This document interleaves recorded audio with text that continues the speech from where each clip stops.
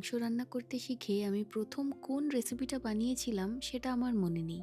ডিম দিয়ে হয়তো অমলেটই হবে। কিন্তু মাছ রান্না করতে শিখে যে আমি এই রান্নাটাই প্রথম করেছিলাম সেটা আমার পরিষ্কার মনে আছে। মাছে নুন হলুদ মাখিয়ে একটা বাটিতে হলুদ গুঁড়ো, লঙ্কা গুঁড়ো, বেশ অনেকটা জিরে গুঁড়ো, নুন, সামান্য চিনি, কয়েকটা চেরা কাঁচা লঙ্কা জল দিয়ে গুলে রেখেছিলাম। আর লাগবে অল্প একটুখানি কালো জিরে ফোড়নের জন্যে। কড়াইয়ে বেশ অনেকটা সর্ষের তেল গরম করে কালো জিরে ফোড়ন দিয়ে নুন হলুদ মাখানো মাছগুলো দিয়ে দিয়েছিলাম। এই রান্নাটা যে অনেকদিন বাদে করছি তা নয়, এটা আমি প্রায়ই বানিয়ে থাকি।